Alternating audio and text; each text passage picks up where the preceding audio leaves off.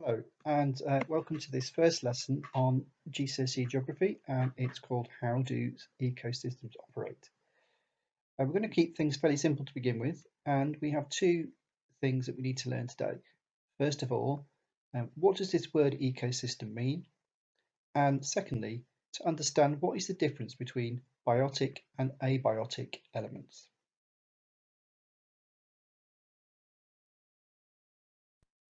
Now, what we're going to do is we're going to look at some images. They're all ecosystems. And what I want you to try and think about is what are the common elements. So I'm going to spend a little bit of time on each slide. As you're watching through, try and work out what each of these very different pictures has in common.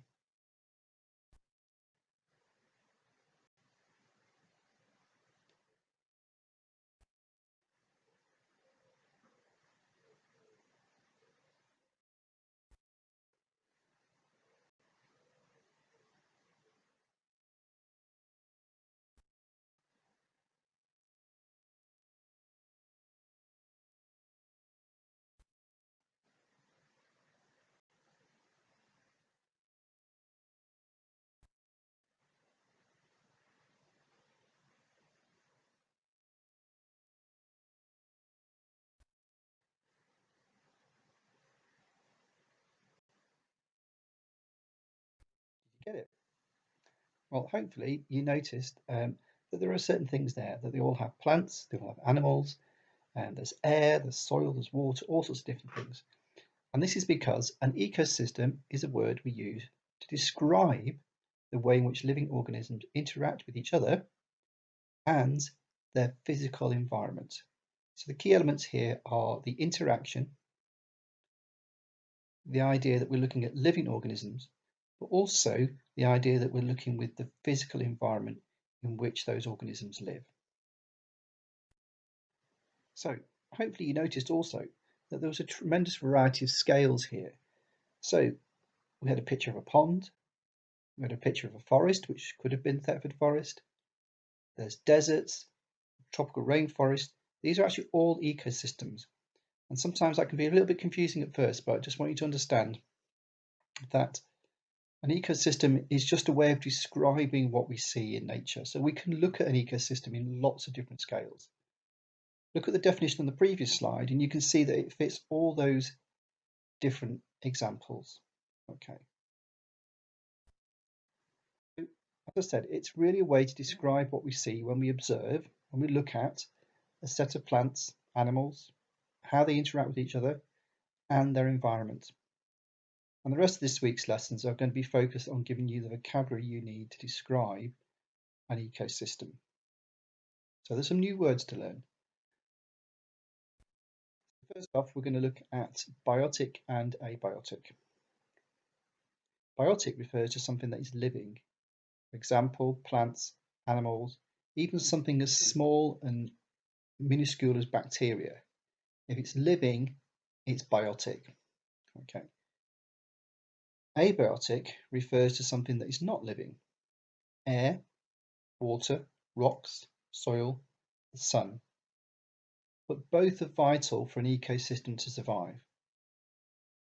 We can't have an ecosystem without the sun, for example, that's the obvious one. But as soon as you start taking water out of an ecosystem, the amount of living things that can survive go down dramatically. So if you compare like a desert, which has very little water, to the rainforest, which has huge amounts of water, even though they both get lots of sunshine, there's clearly a difference, isn't there, in the amount of plants, animals, bacteria that survive there. So all these different elements have a role to play in enabling an ecosystem to survive, and also in shaping the type of ecosystem that we get in terms of the amount of plants and animals we have, how tall they grow, how long they live, all those sorts of things. So the first thing I want you to do is complete the attacks worksheet. Okay, it's simply some text about a woodland ecosystem, and I want you to try and highlight the abiotic elements that you see and the biotic elements. So go through it, look for anything that looks like it's living, so plants, for example. Look for anything that looks like it's non-living, such as soil.